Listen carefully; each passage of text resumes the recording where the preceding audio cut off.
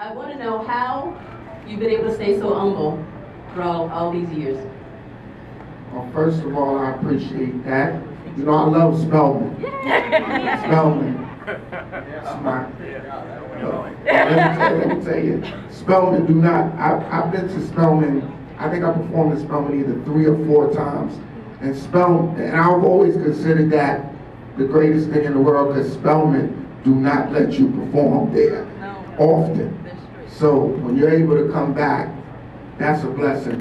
One of the things I feel that happened with me, which is different, and I was having a conversation with a friend of mine last night, is that I think for me, outside of just the blessing that the Creator has given me, to be able to communicate to any age, any group, any nationality, it doesn't make a difference. Because I'm not a judgmental person. I'm not attached to things. I have my own opinions about things, but I'm never coming from a mean spirit or a mean place with what I feel.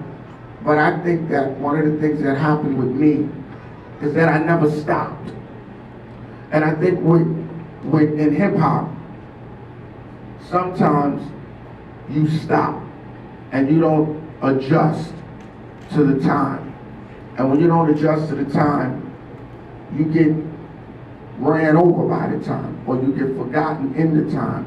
And I adjust in a way where I think I'm a little different, because I never really had to change who I am.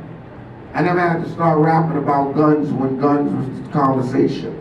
I never had to say something that was out of my character. I've always kept a high level of integrity about my art. And I've always felt this, and I still do to this day, that when my integrity is challenged by a commitment, I'm going to take another look at that commitment. Because my integrity at the end of the day means a lot to me. So whether I'm performing for little kids who are doing the Dougie, or I'm teaching Wolf Blitzer how to do the Dougie, or Dr. Oz, because it's crazy, it becomes nothing but fun. And I think one thing that I think the common denominator between any age, and sometimes the older we get, we forget about this, is fun. Technology has changed the game completely. I think artists have the ability to own their own masters.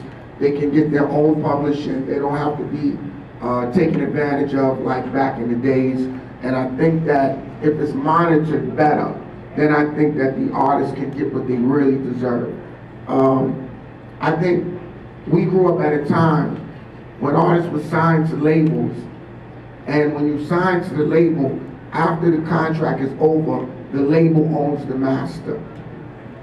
And that never made sense. It would be like you buying a house. You buy it, you put the money down, you get a mortgage, you pay your mortgage off, but the bank still owns the house. It doesn't make sense. So I've always had a problem with the way the music industry was set up. But it was set up wrong from the beginning. So I think now technology has given us an opportunity to be able to have our own records, you know, make an album if you want, make a single. You can promote it in many different ways. And artists can go out there and really get what they deserve. And if it's monitored correctly, because I still think that that's a funny area, that how is it monitored? I think it's a great time. And I think you're seeing so many artists come out.